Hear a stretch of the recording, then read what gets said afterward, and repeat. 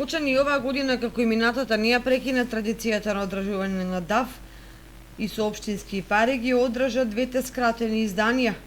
На какво квалитетно ниво не е примерно прашање, но и во двете години ја прекина традицијата Министерството за култура да учествува во финансиска поддршка на манифестацијата, како што тоа го правеше со децении наназад, која би изнесувала по 600.000 денари или вкупно околу 1.200.000 денари. Причините за неверување. Првиот пат средствата биле побарани по одржувањето на фестивалот во октомври 2020 година, на што било одговорено дека нема постфестивалски пари. Фестивалот го направивме во октомври во пандемија само со средствата од општина Кочани и Министерството во најголемата криза ни рече, ме побара и рекоа дали ќе го раскинеме договорот, требаше да добиеме 600.000 денари. Со 600.000 денари чуда ќе направивме и покрај пандемијата рекоа, ама вие сте направиле фестивал, вие сте го завршили, значи не ви требаме ние.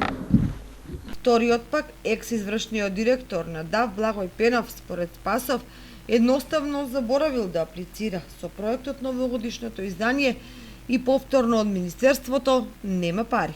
Зошто оваа година не добивме финансиски средства е и причината зошто се случи промената во управата во фестивалот. Претходниот извршен директор, дека му се многу години, заборави да го поднесе на време. Бидејќи ДАФ го организира Сдружение на граѓани и се околу неговото одржување и квалитет зависи исклучиво од членовите на извршниот одбор, а општината и локалните фирми се јавуваат само како финансиски поддржувачи, се поставува прашањето чија е одговорноста за евентуалните пропусти. Следствено, ако екс-извршниот директор, кој сега е член на управниот одбор, заборавил да аплицира за средства во Министерството, тогаш тој треба од джеб да го покрие делот од средствата кој недостасува, а не општината и градоначалникот со народни пари. Нелогично во случајот е постапката и на градоначалникот. Имено ако Министерството за култура 2 години поред ги казнува организаторите на ДАФ за ненавремено и заборавено аплицирање, по кој член од законот тој го зголемува буџетот за државната манифестација.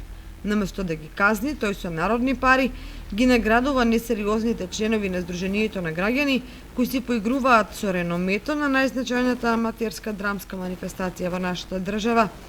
Друга работа е спонзорирањето од неговите две приватни фирми, колкаво и да е.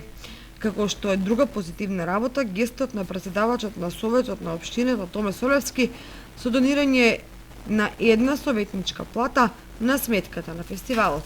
Дека и министерката и Министерството за култура немаат ништо против ДАФ, потврдува нејзиното присуство на отварањето на манифестацијата, а не одобрувањето на средствата е всушност почитување на правилата на игра и на принципијалната политика во тој сегмент.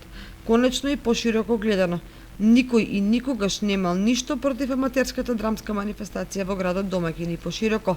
После се, граѓаните сигурно ќе ги интересира дали ќе има извештај или отчет за потрошените средства за ДАФ, или дури можеби анализа колкав реален буџет е потребен за квалитетно организирање на манифестацијата од државен формат.